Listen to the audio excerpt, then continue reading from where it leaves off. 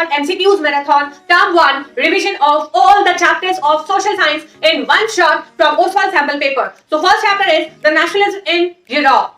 Right MCQs करेंगे हम और सारे चैप्टर्स की हम एमसीक्यूज करेंगे ताकि आपको हेल्प मिल पाए। और उस सवाल तो आपको पता ही है कि हमें सबको करके जाना है, मैंडेटरी है, आप करके जाइए, इससे बहुत सारे क्वेश्चंस बनेंगे। Right, so let's get started. Question number 1, identify the purpose to convene the congress of Vienna in 1815 from the following options.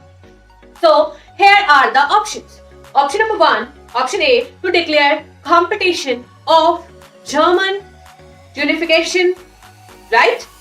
Option B, to restore conservative design in Europe. Option number C, to declare war against France. And option number D, none. So any guess? Correct option is option B, right? देखिए next question, where was Giuseppe Mazzini born? ये भी question बनता है, ये आपकी book में दिया हुआ है, हो सकता है पैराग्राफ बेस्ड क्वेश्चन आ जाए, पैराग्राफ में आपसे पूछा जाए, आपको सारी डिटेल दे दी जाए। Right, option A Bern, option B Paris, option C Geneva and option D Liguria. So any guess? So correct option is option C Geneva. Right, ठीक है, ये आ सकता है, इंपॉर्टेंट क्वेश्चन है, आपको लर्न करना है। Right, next question, who describe Mazzini as the most dangerous enemy of our social order? किसने बोला था मैज़नी जो है वो मोस्ट डेंजरस एनिमी है सोशल ऑर्डर का, सोशल ऑर्डर के लिए? Option A Bismarck, option B Cavour, option C Metternich and option D Garibaldi. Yes any guess? तो correct option is option C, that is Metternich ने ऐसा कहा था। Right, next question, which of the following societies was founded in Berlin? Right, option A, Young Europe, option B, Young Italy, option C, Young Germany and option D, Young Britain. Any guess? So correct answer is answer A, that is Young Europe. ठीक है, because गिसिपी मैज़नी founded Young Italy in Marseille, तो अगर Young Italy का आता है तो वो Marseille रहेगा, but Young Europe is Bern. ठीक है, मार्सेलिस भी जगह का नाम है और बर्न भी आप जो है वो एक प्लेस का नाम है। राइट, नेक्स्ट क्वेश्चन देखिए, during the mid 19th century Italy was divided into dash states. Into how many states? As you all know, option A 6, option B 7, option C 8 and option D 9. So correct option is option B, that is 7. ठीक है, 7 उसमें divided था। Right, next question देखिए, which of the following part of Italy was ruled by an Italian princely house? ठीक है, कौन सा ऐसा पार्ट था इटली का जिस पे कौन रूल कर रहा था, जो किसके अंडर में था? इटालियन प्रिंसली हाउस का उसमें था। ठीक है, option A Rome, B Lombardy, C Sardinia Piedmont and D yes none. So correct option is option C, that is Sardinia Piedmont was ruled by Italian princely house. ठीक है, ये भी आपको अच्छे से क्या करना है, लर्न करना है। राइट, नेक्स्ट क्वेश्चन देखिए, 7th question, besides Italy which of the following nation had a long history of political fragmentation? ठीक है, किसका रहा है? Option A Germany, option B Britain, option C USA and option D Japan. So any guess? Correct option is option A, that is Germany. ठीक है, Germany का भी long history रहा है। ठीक है, नेक्स्ट क्वेश्चन देखिए, what was the name given to the female allegory in France? ठीक है, फीमेल एलिगरी इन फ्रांस, जैसे हमारे यहाँ पे बोलते हैं भारत माता। ठीक है, फ्रांस की कौन थी? Option A Germania, option B Marianne, option C Flora and option D Mary. So correct option is option B, that is Marianne. ठीक है, सो फ्रांस की माता पूछ रहे हैं यहाँ पे। राइट, नेक्स्ट क्वेश्चन देखिए, जर्मेनिया। जर्मेनिया किसकी थी? जर्मेनिया से आप लर्न करेंगे जर्मनी, जर्मेनिया से Germany. Germania became the allegory of, obviously option A is correct, that is Germany. ठीक है, तो बाकी ऑप्शंस को आपको देखने की जरूरत नहीं है। So correct option is option A, that is Germany. ठीक है, Germania became the allegory of Germany. Right, this is clear to you? तो अब बचा मतलब ऊपर भी हमने कर लिया, फ्रांस की भी माता का हमें पता लग गया और जर्मनी की माता का भी हमें पता लग गया, that is Germany, right. Next question देखिए, what does the German oak stands for. ये इंपॉर्टेंट है, ये आता है और आपको अच्छे से लर्न करना है। Option A liberty, option B heroism. Yes, German oak stands for heroism. ठीक है, कुछ जो उसमें आपको सिंबल्स दिए हैं, ठीक है, जो मैंने एक वीडियो बनाया है डेटलाइन वाला, टाइमलाइन वाला, आप उसको कंसीडर कर सकते हैं। So here the correct option is B, that is heroism. Heroism stands for bravery, right. Next question, 11th question, who led the movement to unify the regions of Italy. किसने movement चलाया था Italy के regions को unify करने के लिए। Option ए Napoleon Bonaparte, ठीक है। Option B Kaiser William second. Option C chief minister Cavour and option D chief minister Otto von Bismarck. So any guess? Guess? Option C is the correct answer, chief minister Cavour, right. ठीक है, उसने किया था, उसने मतलब बोल सकते हैं हम, उसने इनिशिएटिव लिया था इटली के रीजन को यूनिफाई करने, right. So next question, who proclaimed himself as the king of united Italy. किसने प्रोक्लेम किया था अपने आप को as the king of united Italy? Option A la Italia, option B Giuseppe Garibaldi and option C Sardinia and option D Victor Emmanuel second. Any guess? Confusing question है लेकिन आपको confuse नहीं होना है। So answer is D Victoria Emmanuel second जो थे उन्होंने अपने आप को एम्परर डिक्लेयर किया था, right. Next question, which of the following treaty recognised Greece as an independent nation. जल्दी बताइए कौन सी ट्रीटी थी जिसमें ग्रीस को इंडिपेंडेंट नेशन डिक्लेयर किया गया था, रिकॉग्नाइज किया गया था, राइट। तो option A treaty of Versailles, option B treaty of Constantinople, right? So yes, this is the correct answer, option B, Treaty of Constantinople. ठीक है, ये ट्रीटी साइन हुई थी और इसमें जो ग्रीस था उसको as an independent nation declare कर दिया गया था इस ट्रीटी के अंतर्गत, right. So correct option is option B, treaty of Constantinople, right. Next question देखिए, which of the following revolution is called as a forced expression of nationalism. Option देखिए, option A French revolution, option B Russian revolution, option C glorious revolution, right, and option D revolution of liberals. तो correct option is, कहां पे क्रांति हुई थी सबसे पहले? France में, that is option A is the correct answer, that is the French revolution, right. आपको क्लियर हो रहा है सब? नेक्स्ट क्वेश्चन देखिए, who said, very important question, who said when France sneezes the rest of the Europe catches cold। किसने कहा था कि भैया जब फ्रांस छींकेगा तो पूरे यूरोप को कोल्ड लग जाएगा। इसका कहने का मतलब ये है कि जब फ्रेंच रिवॉल्यूशन हुआ तो फ्रांस में क्रांति जो हुई, फ्रांस में जो रिवॉल्यूशन हुआ उससे जो बाकी स्टेट्स थे यूरोप की, बाकी जो कंट्रीज थी वो भी इंस्पायर हुई कि उनको भी इंडिपेंडेंट होना है। ठीक है, option A Garibaldi, option B Mazzini, option C Bismarck and option D Metternich. Yes, option D is the correct answer, Metternich नहीं ऐसा कहा। ठीक है, बहुत इंपॉर्टेंट क्वेश्चन है, राइट।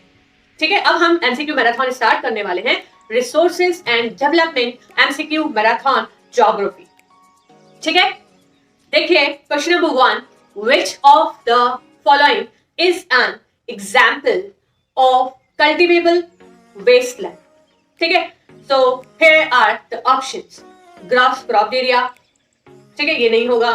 ठीक है, नेक्स्ट देखिए option B, uncultivated land. So yes, this is the correct option, correct answer of this question. So correct option is option number B, right? Uncultivated land. This is clear to you?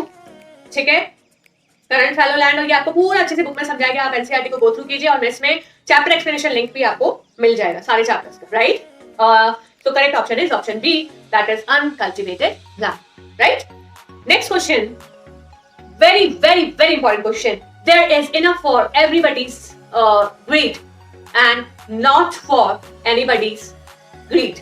There is enough for everybody's need and not for anybody's greed.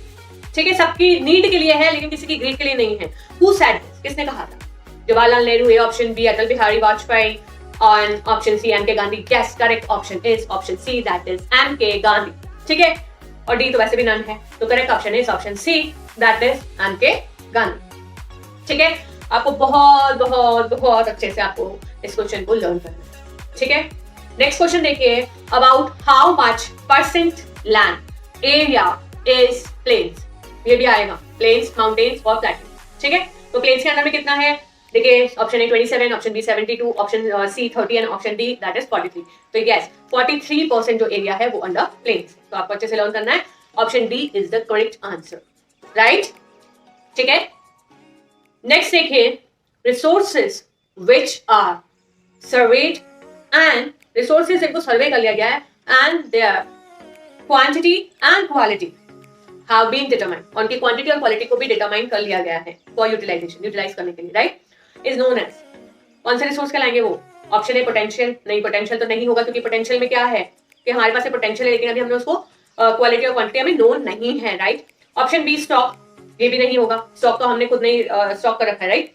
Next देखिए option C that is develop resources and option D reserve. So correct option is option C develop resources, क्योंकि already उनका हमें quantity और quality पता है, हमने सर्वे कर रखा है, तो हमने उस रिसोर्सेज को डेवलप कर रखा है, that is correct option is option C that is develop resources, right. Next question, resources are vital for human survival as well as for maintaining the quality of dash. ये तो बहुत understood सा question है, आप option A work, option B आएगा life, yes quality, maintaining the quality of life. तो correct option is option B, clear, ठीक है। नेक्स्ट क्वेश्चन हम इसमें देखेंगे, ठीक है, तो आंसर जो बी है वो that is the correct answer.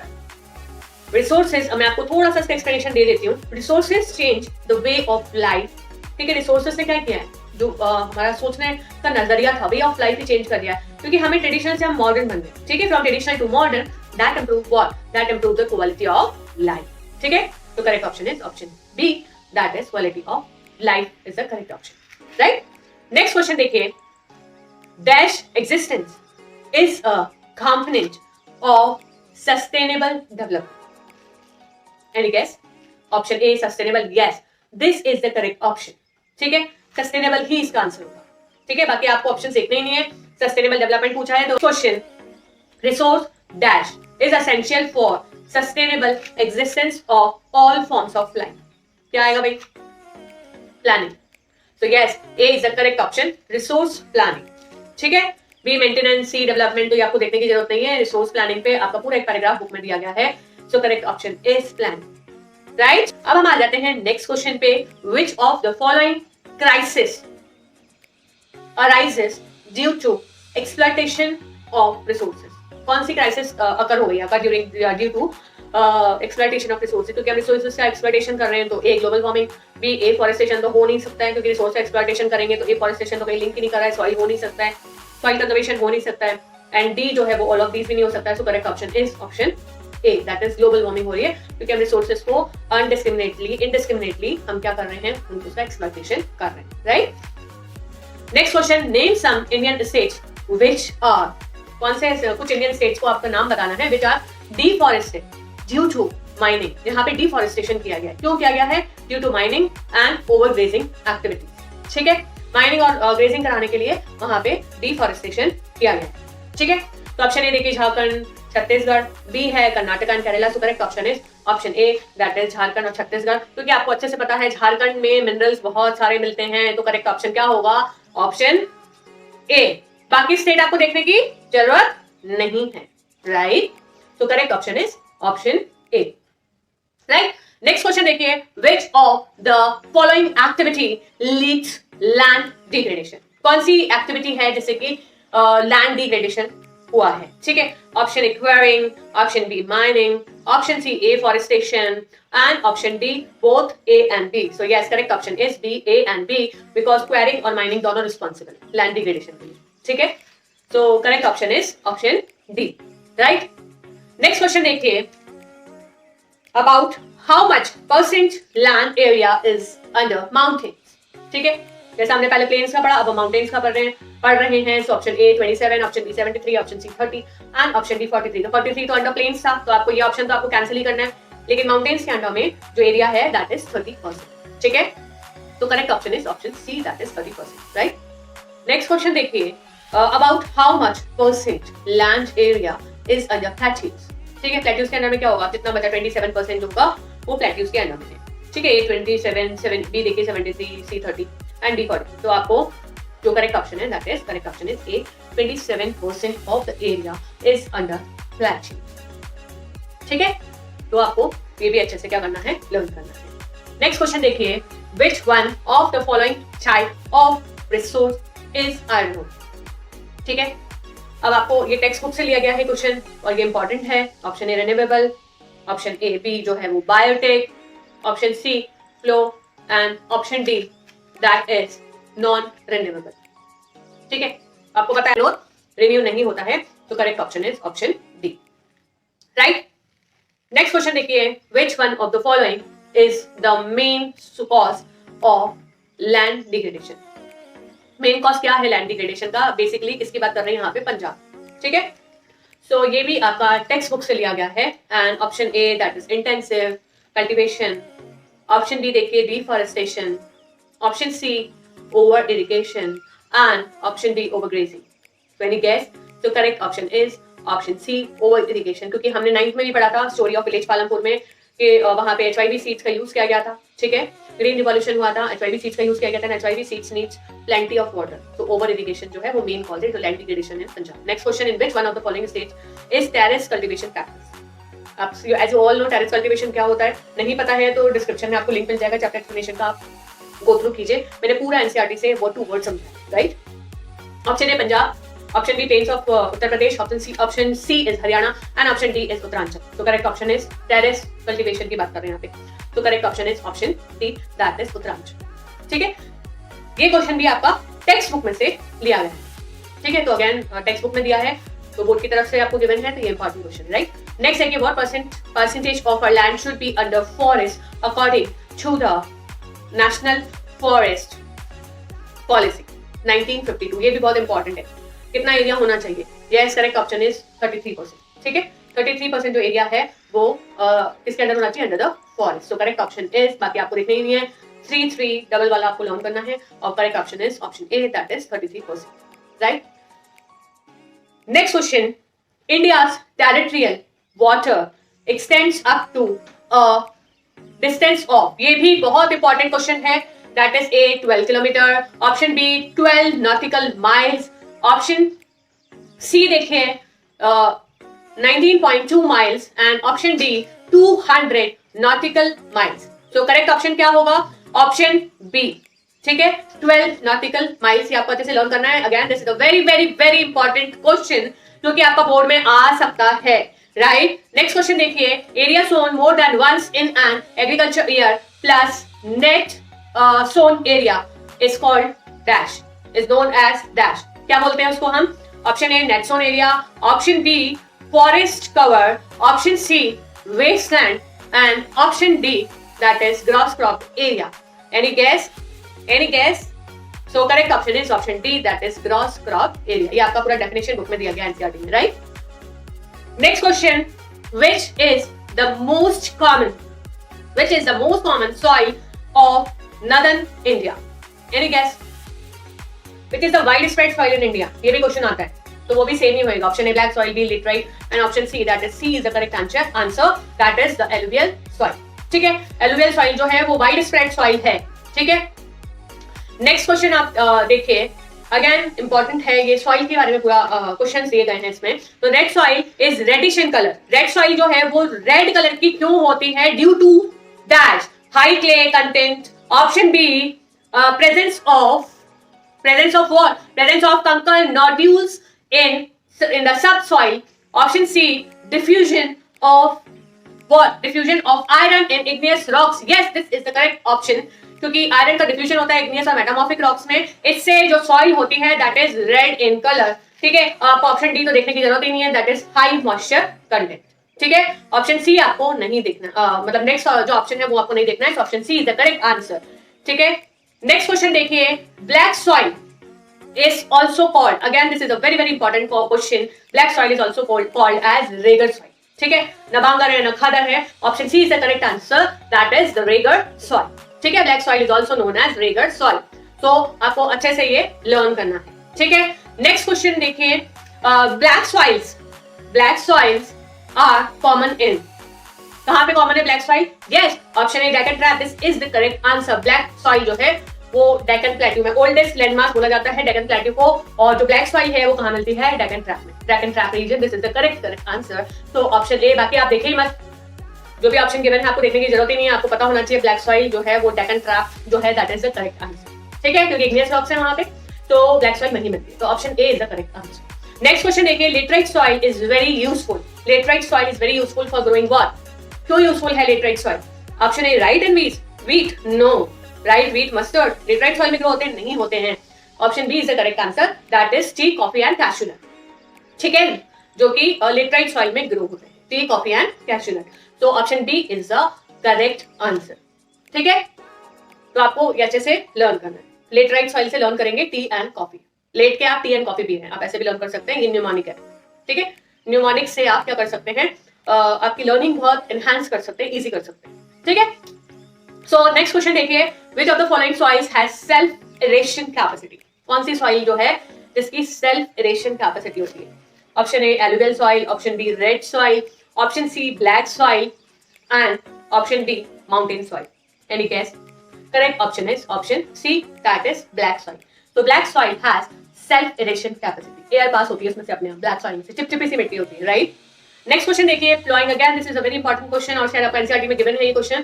Flowing along the contour lines to decelerate the flow of water down the slopes. ठीक है, स्लोप्स पे जो वाटर का मतलब पानी आ रहा है उसके फ्लो को डिसेलरेट करने के लिए जो क्रॉपिंग की जाती है उसको हम क्या बोलते हैं? काउंटर लाइंस लिखा हुआ है ना, तो आपको इसमें ही आंसर मिल रहा है क्वेश्चन में, दैट इज काउंटर फ्लोइंग। ठीक है, काउंटर फ्लोइंग की जाती है ताकि जो स्लोप से उससे पानी बह के नीचे ना आए, उसको फ्लो को कम करने के लिए, डिसेलरेट करने के लिए काउंटर फ्लोइंग की जाती है। ठीक है, अब हम चलते हैं MCQ marathon of agriculture class 10 term 1 geography. ठीक है, let's get started. Next question number 1, barley is a rabi crop. ये तो सबको पता है, बार्ली क्या है? राबी क्रॉप है। कॉटन क्या है? Kharif crop. Dash is a Zaid crop. अब जैद क्रॉप कौन सी? Here are the options. Option A wheat, option B soybean, option C mustard and option D cucumber. Yes, Zaid crop कौन सी है? Option D is the correct answer, that is cucumber. ठीक है, ये भी घुमा फिरा के आपसे क्वेश्चन पूछा गया है, ऐसे क्वेश्चंस भी आपके एग्जाम में आ सकते हैं। ठीक है, नेक्स्ट क्वेश्चन देखिए, a type of millet rich in iron, calcium another micronutrients। ठीक है, और एंड हम वो भी बोल सकते हैं रफीज भी होता है उसके अंदर, उसको हम क्या बोलते हैं? कौन सा ऐसा मिलेट है? तो ऑप्शन ए व्हीट, नहीं ये नहीं होगा। Option B rice, no. And option C देखिए टी तो हो ही नहीं सकता है, मिलेट ही नहीं है T. And option D is ragi. So correct option is option D. Rice और व्हीट तो आपको पता ही है, राबी और खारिफ क्रॉप्स में आ जाते हैं। ठीक है, राइस जो है वो खारिफ है, व्हीट जो है वो राबी क्रॉप है। तो माइक्रोन्यूट्रिएंट्स किसमें होते हैं? रफीज किसमें ज्यादा होता है? आयरन कंटेंट किसमें ज्यादा होता है? तो ragi is the correct answer. ठीक है, नेक्स्ट क्वेश्चन देखिए, dash is a food crop as well as a fodder crop. ऐसी कौन सी क्रॉप है जिसको फूड के तौर पे भी यूज किया जाता है और फॉडर के लिए? आपने पालमपुर वाले चैप्टर में भी पढ़ा था। ऑप्शन है मेज, बी व्हीट, कॉफी और टी तो होगा ही नहीं। सो correct option is option A. ठीक है, मेज को, मक्के की रोटी हम खाते भी हैं और मक्का जो है वो एज अ फॉडर भी यूज किया जाता है। सो फूड एंड फॉडर दोनों ही फॉर्म में मेज को यूज किया जाता है, राइट? नेक्स्ट क्वेश्चन देखिए, which one of the following is a leguminous crop? Leguminous आपने पढ़ा है, साइंस में पढ़ा है आपने। नाइट्रोजन जो है वो वापस से एयर में आ जाता है, मतलब सॉइल की फर्टिलिटी रीगेन कर देता है। ऑप्शन ए जवाब B pulses. Yes, correct option is option B, that is pulses. ठीक है, तो ये जो है ये क्या करते हैं? सॉइल की फर्टिलिटी को वापस से रीगेन कर देते हैं। ठीक है, वो रूट नोड्यूल वाला पढ़ा है ना आपने लेगुमिनस क्रॉप्स आपका साइंस में। नेक्स्ट क्वेश्चन देखिए, which one of the following describes a system of agriculture? कौन सा ऐसा वो है सिस्टम जो कि डिस्क्राइब करता है एग्रीकल्चर जहां पे सिंगल क्रॉप ग्रो की जाती है ऑन अ लार्ज एरिया? ठीक है, क्या होगा वो ऑप्शन? ऑप्शन ए शिफ्टिंग कल्टीवेशन।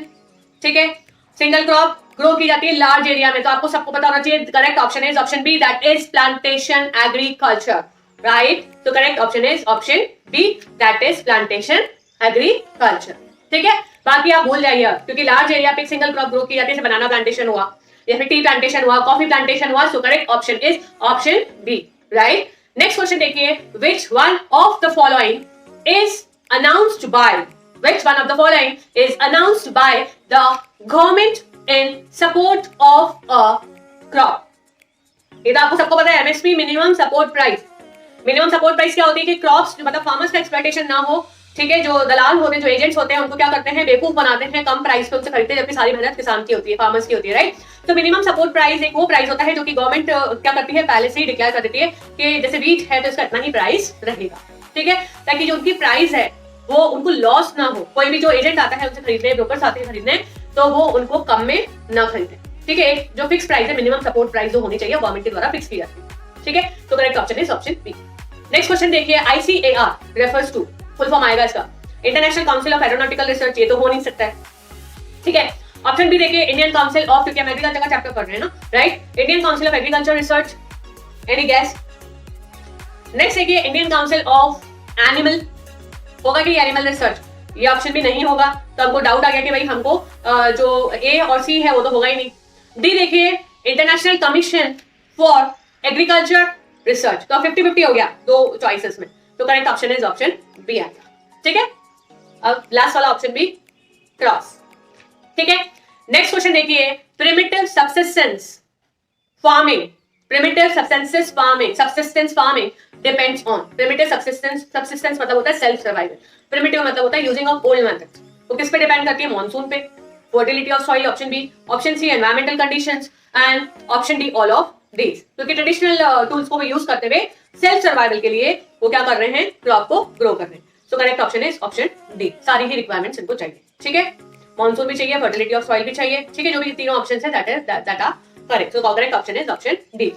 नेक्स्ट क्वेश्चन देखिए, dash crop is grown in commercial farming, कौन सी ऐसी क्रॉप है जिसको ग्रो किया जाता है कमर्शियल फार्मिंग के? Option A Zaid, option B जो है वो है Rabi, and option C that is single, and option D that is Kharif. So correct option is option C, commercial farming के लिए सिंगल क्रॉप ग्रो की जाती है, ताकि कमर्शियल मतलब मार्केट में सेल करने के लिए उनको ग्रो किया जाता है कि मार्केट में अच्छा लार्ज स्केल पे उनको सेल कर पाए। ठीक है, नेक्स्ट क्वेश्चन देखिए, कमर्शियल का मतलब यही है कि पैसा मतलब जो भी खेती बाड़ी हो रही है वो मार्केट में सेल करने के लिए हो रही है। ठीक है, इन कमर्शियल फार्मिंग में कमर्शियल फार्मिंग में क्या क्या यूज किया जाता है, एचवाईवी सीड्स। बी देखिए ऑल मेथड्स ऑफ इनपुट्स, नहीं, जब हम कमर्शियल है, जब हमें मार्केट में देना है तो हमें प्रोडक्शन बढ़ाना है, स्मॉल बैचेस ऑफ लैंड। और डी देखिए स्किल लेयर, तो करेक्ट ऑप्शन इज ऑप्शन ए, क्योंकि प्रोडक्शन बढ़ाना ही मेन मुद्दा होता है कमर्शियल फार्मिंग का। तो एचवाईवी सीड्स यानी कि high yield variety of seeds का फार्मर्स यूज करते हैं प्रोडक्शन को बढ़ाने के लिए। ठीक है, नेक्स्ट क्वेश्चन देखिए, when the dash decreases the farmer clear, अभी तो पता चल रहा फर्टिलिटी आ जाएगा, clear the fresh patch of land for cultivation. ठीक है, फार्मर्स क्या करते हैं, फ्रेश पैच ऑफ लैंड को क्लियर करते हैं। तो क्या डिक्रीज हो रहा है, option A production, option B soil fertility, yes option B is the correct answer, that is soil fertility decrease होती है। तो फार्मर क्या करते हैं, शिफ्टिंग कल्टीवेशन में दूसरे पैच ऑफ लैंड पे मूव कर जाते हैं, ताकि उसकी जो फर्टिलिटी है वो वापस से क्या हो जाए, उस पैच को खाली छोड़ दिया जाता है, स्लैश एंड बर्न एग्रीकल्चर भी कहा जाता है, आपको पता है। नेक्स्ट क्वेश्चन देखिए, dash is the largest producer of rice, option A देखिए Brazil, option B India, option C China, and option D Australia. So correct option is option C China. ठीक है, तो आपको ये तो याद ही रहेगा। ठीक है, नेक्स्ट क्वेश्चन देखिए, what is the climatic condition required for rice, कौन सी क्लाइमेटिक कंडीशन जो है वो रिक्वायर्ड है for rice? Option A high rainfall, option B high temperature, option C high humidity, and option D all of the above. Any guess? तो correct option is option D, high temperature भी चाहिए, humidity भी चाहिए और high rainfall भी चाहिए। ठीक है, क्योंकि rice is a kharif crop. ठीक है, पैडी भी बोलते हैं। नेक्स्ट क्वेश्चन देखिए, who introduce T cultivation in India, T cultivation किसने स्टार्ट किया था, कौन आए थे हमारे यहाँ पे रूल करने, ब्रिटिशर्स। ठीक है, so correct option is option B, that is British. ठीक है, ये तो आपको सबको पता है, हमें चाय की आदत किसने डाली है, ब्रिटिशर्स ने डाली। ठीक है, तो correct option is option B, right. Next question देखिए, which of the following states is the largest producer of tea? ठीक है, आपको पता है टी कहाँ पे होती है, आसाम के बागान हम सुनते हैं। So option A Assam, so correct option is option A, that is Assam. Clear? ठीक है, so correct option is option A, that is Assam. ठीक है, नेक्स्ट क्वेश्चन देखिए, the three major cropping seasons of India. The three major cropping seasons of India are, कौन से cropping season है हमारे यहाँ पे, Aus, Aman and Boro. Option B देखिए Rabi, Kharif and Zaid. Option C देखिए Baisakh, Paush and Zaid, and option D none. Any guess? आपको सबको पता है, तो correct option is option B, right. ठीक है, थ्री क्रॉपिंग पैटर्न है, Rabi, Kharif and Zaid. Next question देखिए, राबी क्रॉप्स कब ग्रो की जाती है? Rabi means winter, R W से लर्न करेंगे। ठीक है, सो सोन in winter and harvested in summer. Guess this is the correct option. Option A is the correct answer. कि इसको विंटर में ग्रो किया जाता है और हार्वेस्टिंग जो उसकी होती है वो समर में होती है. ठीक है, ये आपका क्वेश्चन आ सकता है और आपको बहुत अच्छे से इसको लर्न करना है. राइट, अक्टूबर से दिसंबर में इसका क्या किया जाता है, ग्रो किया जाता है और अप्रैल टू जून में इसका हार्वेस्टिंग होता है, रबी क्रॉप. तो Rabi crop is also called a winter crop. Right, ठीक है. तो करेक्ट ऑप्शन क्या हो गया यहाँ पे, option A. This is clear to you. ऐसे ही अब नेक्स्ट क्वेश्चन देखिए, kharif crops are grown. Option A with the onset of monsoon and harvested in September October. Yes, this is the correct option. क्योंकि मानसून के time पे क्योंकि जो kharif crops है that are also called the rain fed crops. So correct option is option A. जैसे monsoon होता है वैसे इन क्रॉप्स को ग्रो किया जाता है और फिर सितंबर और अक्टूबर में इनकी हार्वेस्टिंग की जाती है. क्लियर हुआ आपको ये सब? ठीक है, बहुत इजी है और आपको मतलब पता है. ये तो हम 6 से पढ़ते आ रहे हैं, Rabi crop, Zaid crops and Kharif crop. ये तो आपका 8th में भी आपका चैप्टर था एग्रीकल्चर, था कि नहीं? नेशनल इंडिया भी था, वो भी आपका भी है जो टर्म 2 में है. ठीक है, तो इसका जो आंसर होगा correct option is option A. Right, next question देखिए, the main food crop of Kharif season है. मेन फूड क्रॉप क्या है खारिफ सीजन का? ऑप्शन ए देखिए, मेन फूड क्रॉप पूछा जा रहा है यहाँ पे, मस्टर्ड. ऑप्शन बी देखिए, pulses. Option C rice. Yes, correct option is option सी.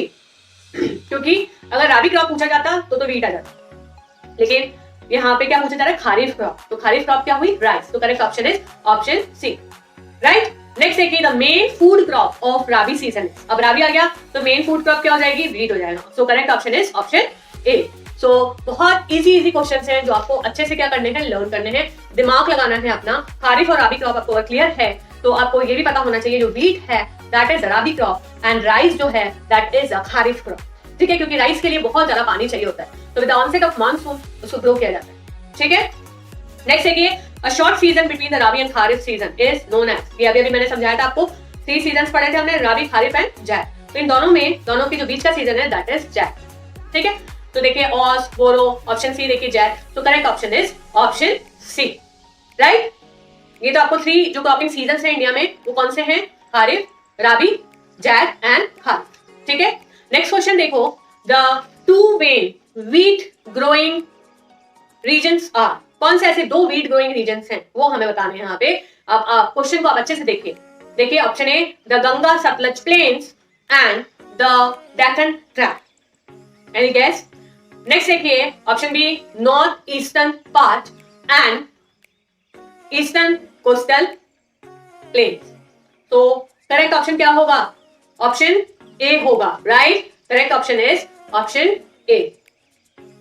ठीक है, क्योंकि बहुत इजी सा क्वेश्चन है ये, आपको सबको अच्छे से आता है. ठीक है, तो इसमें आपको बहुत ज्यादा उलझने की जरूरत नहीं है. So correct option is option A. ठीक है, नेक्स्ट क्वेश्चन देखिए, which state is the largest producer of bajra. कौन सा स्टेट है जो कि लार्जेस्ट प्रोड्यूसर है बाजरा का? Option A Rajasthan. Yes, correct option is Rajasthan. ठीक है, राजस्थान जो है वो क्या है, वो क्या प्रोड्यूस करता है, बाजरा. ठीक है, तो correct option is option A that is bajra. Right, अब हम चलते हैं नेक्स्ट क्वेश्चन, क्योंकि एग्रीकल्चर से आपके बहुत सारे क्वेश्चंस मैंने कवर किए हैं तो आपको और करने की जरूरत नहीं. रीजन और असर्शन वाले का भी मैं एक वीडियो बना दूंगी, अगर आपको चाहिए तो प्लीज मुझे कमेंट्स में बताएं. ठीक है, और इन सब चैप्टर्स के डिस्क्रिप्शन लिंक भी आपको मिल जाएंगे डिटेल में. ठीक है, विच of the following crops is an important raw material for automobile industry. अच्छे से पढ़ना, ऑटोमोबाइल इंडस्ट्री के लिए रॉ मटेरियल क्या है. पल्सेस नहीं, पल्सेस कोई रॉ मटेरियल ऑटोमोबाइल के लिए होगा. बी रागी नहीं, ये भी नहीं होगा. करेक्ट ऑप्शन क्या होगा, ऑप्शन सी. ऑटोमोबाइल इंडस्ट्रीज में क्या काम आता है, रबर. ठीक है, तो correct option is option C that is rubber. ठीक है, जितने मैक्सिमम क्वेश्चन बन रहे थे इस चैप्टर से मैंने बनाए हैं, क्योंकि एग्रीकल्चर आपका थोड़ा बड़ा चैप्टर है और आप इसको बहुत बहुत बहुत अच्छे से लर्न कीजिए. ठीक है, और इसके अलावा रीजन और सेशन वाले अगर क्वेश्चंस आप चाहते हैं तो प्लीज मुझे कमेंट्स करके बताएं. नेक्स्ट देखिए, rearing of silk worms for the production of silk fibre is known as. Option is sericulture. Yes, तो correct option is rearing of silk worm. Silk worm को रियर किया जाता है, क्यों, for producing silk, that is called sericulture. Right, so correct option is option A that is sericulture. ठीक है, next question देखिए, which of the following is known as golden fiber. Again this is a very very very important question. ठीक है, option A cotton, option B jute. Yes, jute is called golden fibre, ठीक है, jute is also called as golden fibre. तो आपको इसको अच्छे से learn करना है क्योंकि ये भी क्वेश्चन बहुत इंपॉर्टेंट है, या 6-7 क्लास से याद आता है, 6-7 क्लास से आप पढ़ते आ रहे हैं, तो मेरे को नहीं लग रहा है कि आपके लिए बहुत डिफिकल्ट है, ठीक है।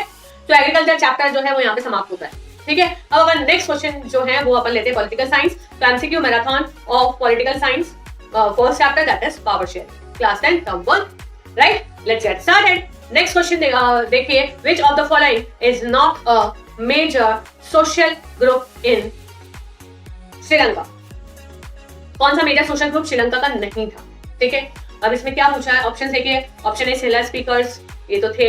ऑप्शन देखिए बी श्रीलंकन तमिल्स, ये भी थे वहां पे, है ना, देखा था ना, सेलर स्पीकर 74%, ठीक है। नेक्स्ट देखिए श्रीलंकन तमिल्स तो 18%, 13 और 5% रेशियो था, 5% इंडियन तमिल से, 13% श्रीलंकन तमिल से। एंग्लो इंडियंस नहीं थे वहां पे, तो करेक्ट ऑप्शन क्या हो जाएगा, ऑप्शन डी। तो ये ध्यान रखिएगा, नॉट पूछा है, ठीक है। नेक्स्ट क्वेश्चन देखिए, which one of the following is a major class group of Sri Lanka? कौन सा मेजर क्लास ग्रुप था श्रीलंका का? ऑप्शन ए देखिए क्रिश्चियन एंड तमिल, नहीं ये नहीं है, मेजर क्लास ग्रुप्स में ये नहीं है। ऑप्शन बी देखिए बुद्धिस्ट एंड हिंदू, हिंदू तो थे नहीं, ठीक है, तो हिंदू ये वाला ऑप्शन भी नहीं आएगा। ऑप्शन सी देखिए Sinhala and Tamil, yes, option C is the correct answer, क्योंकि मेजॉरिटी में यही लोग वहां पे थे, सिंहला एंड तमिल, ठीक है। नेक्स्ट क्वेश्चन, ये पावर शेयरिंग में से है और आपको अच्छे से पावर शेयरिंग में पूरा पढ़ना है। कितने परसेंट डच थे ये आपको पता होना चाहिए, 59% डच थे, ठीक है, बेल्जियम में, ठीक है। और नेक्स्ट क्वेश्चन देखिए, modern democracy is maintain check and balance system. Modern democracy क्या मेंटेन करती है, चेक एंड बैलेंस सिस्टम। तो identify the correct option based on the horizontal, अच्छे से सुनिएगा, हॉरिजॉन्टल पावर शेयरिंग अरेंजमेंट, ठीक है। ऑप्शन देखिए, option A horizontal means legislature, executive and judiciary. Option A देखिए central government, state government and local bodies, ठीक है, तो हॉरिजॉन्टल में ये तो आएगा नहीं। ऑप्शन बी देखें, लेजिस्लेचर, एग्जीक्यूटिव एंड जुडिशरी। हाँ, करेक्ट ऑप्शन यही होगा, क्योंकि हॉरिजॉन्टल में क्या होता है, लेजिस्लेचर, एग्जीक्यूटिव एंड जुडिशरी, ठीक है। ऑप्शन सी देखिए among different social groups, and option D देखिए among different pressure and among different pressure groups, ठीक है। तो correct option is option B, that is legislature, executive and judiciary, ठीक है, horizontal distribution of power. Next देखिए, which language is spoken by majority of Sri Lanka? कौन सी language बोलते थे वहां पे majority of the Sri Lankans? Option A Tamil, नहीं, क्योंकि तमिल तो खुद ही 18% है। Option B Sinhala, yes, this is the correct option, option B is the correct answer of this question, ठीक है। सो इसका आंसर क्या हो जाएगा, option B, right. Next question देखिए, study the following, study the following caricature and picture based question है, caricature को आपको स्टडी करना है और क्वेश्चन को आंसर करना है, answer the question that follows. So option A concentration of power in few hands, yes, this is the correct answer according to the caricature, concentration of power। Question देखिए, when was Sinhala recognized as the official language of Sri Lanka? कब की गई थी? आपको सबको पता है 1956 में एक एक्ट पास किया गया था, है ना, तो करेक्ट ऑप्शन क्या आएगा, option C. In 1956 an act was passed to recognize Sinhala as an official language in Sri Lanka, ठीक है, एक एक्ट पास किया था इन्होंने जिसमें 1956 में, जिसमें सिंहला को इन्होंने ऑफिशियल लैंग्वेज डिक्लेयर कर दिया, ठीक है। और नेक्स्ट क्वेश्चन देखिए, स्टडी द फॉलोइंग, कैरिकेचर वाला क्वेश्चन है, वापस से आप कैरिकेचर आपको दिख रहा है पिक्चर में, and answer the following, answer the questions, answer the question that follow, ठीक है, कैरिकेचर देखना है आपको और अकॉर्डिंगली आपको आंसर करना है क्वेश्चन का, ठीक है। विच of the following option best signifies this cartoon, ठीक है, कौन सा ऑप्शन बेस्ट सिग्निफाई कर रहा है कार्टून को? ऑप्शन देखिए, problems of two party system, option A. Option B देखिए, a car with two steering. Option C देखिए, प्रॉब्लम्स ऑफ कॉलिशन गवर्नमेंट। हाँ, यही ऑप्शन आएगा, option C is the correct answer, क्योंकि अकॉर्डिंग टू द कैरिकेचर क्या signify कर रहा है वो, coalition, problems of a coalition government. So correct option is option सी।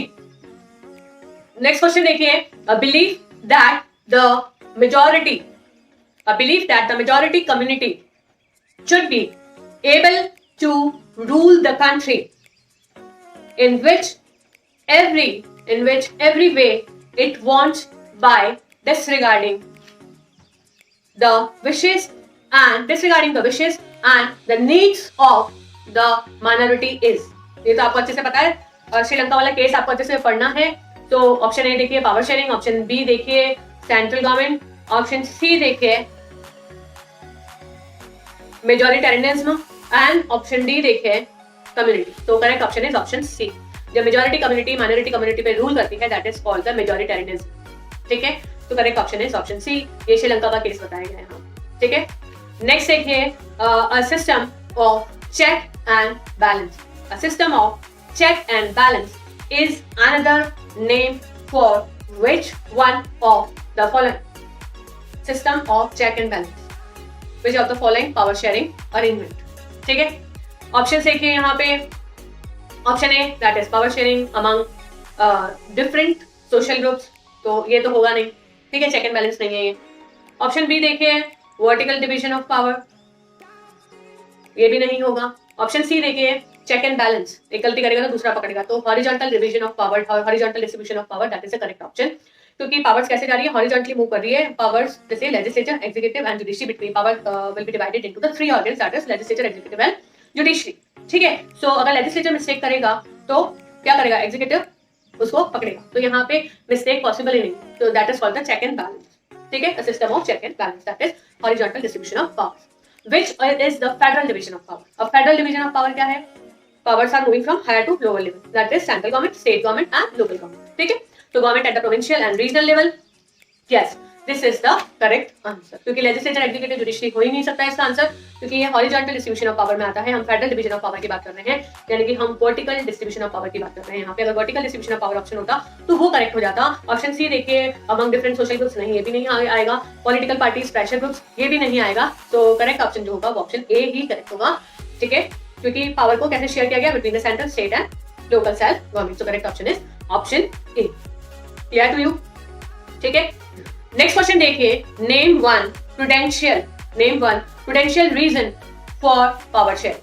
ठीक है, प्रूडेंशियल रीजन बताना है पावर शेयरिंग का। तो प्रूडेंशियल और मॉरल रीजन आपको बुक में दिए हुए हैं और चैप्टर का एक्सप्लेनेशन लिंक मैं आपको डिस्क्रिप्शन में दे दूंगी, तो आप अच्छे से चैप्टर को गो थ्रू कीजिए। एनसीईआरटी से पूरा मैंने अच्छे से एक्सप्लेन किया है। यहाँ पे देखिए करेक्ट ऑप्शन दिए हुए हैं। Power sharing is the very spirit of democracy, नहीं होगा। ऑप्शन बी देखिए people have right to be consulted on how they are to be govern, ये भी नहीं होगा। ऑप्शन सी देखिए citizens through participation acquire a stake in the system, ये भी नहीं होगा। एंड ऑप्शन डी देखिए power sharing is good because it helps to reduce the possibility of conflict between social groups. Yes, this is the correct option. तो correct option is option D. Power sharing is good वाला जो option है वो आएगा, that is prudential reason. ठीक है, तो accurate gain और लॉसेस का जैसे पता चलता है that is the prudential reason of power sharing. ठीक है, देखिए what is the capital of Belgium. Option A Netherland, option B Brussels, option C Wallonia and option D. B से ही याद करेंगे बेल्जियम और बी से ही इसकी कैपिटल है ब्रुसेल्स। देखिए और कोई बी से ऑप्शन ही नहीं, तो बी वाला टिक कर देंगे। ठीक है, ब्रुसेल्स। ठीक है, नेक्स्ट क्वेश्चन देखिए, Belgium shares its border with, ये भी आता है। ठीक है, ये भी इंपॉर्टेंट क्वेश्चन है। ऑप्शन ए देखिए फ्रांस, ऑप्शन बी देखिए जर्मनी एंड ऑप्शन सी जो है वो है लग्जमबर्ग एंड ऑप्शन डी जो है वो है all of the above. So correct option is option D, that is all of the above. ठीक है, तो ये भी आपका आता है क्वेश्चन और आपको अच्छे से लर्न करना। ठीक है, यहाँ पे नीदरलैंड मिसिंग है, नीदरलैंड भी बॉर्डर शेयर करता है जो इसके साथ बेल्जियम के साथ, राइट।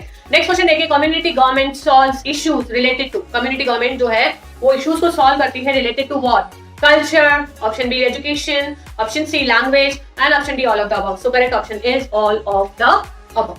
ठीक है, so correct answer क्या आएगा, all of the above. ठीक है, कल्चर से रिलेटेड, एजुकेशन से रिलेटेड, लिंग्विस्टिक इश्यूज जो भी होते हैं वो कौन सॉल्व करता है, गवर्नमेंट, कम्युनिटी गवर्नमेंट। ठीक है, so let's start chapter federalism of political science class 10 term 1 MCQs marathon from Oswald sample paper.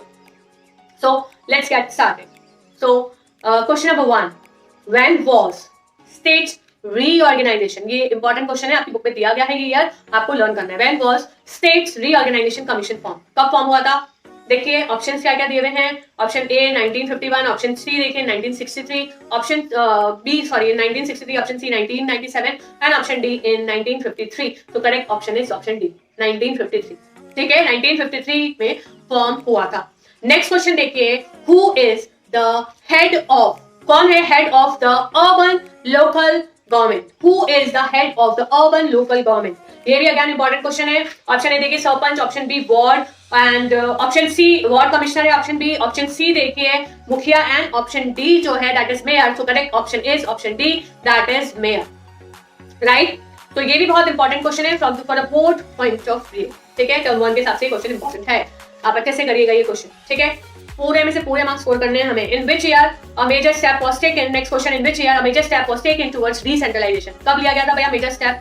Decentralise कब की गई थी powers? When powers are taking away from the central and state government and given to the local government, that is called the decentralization of power, ठीक है। powers are moving from high to local.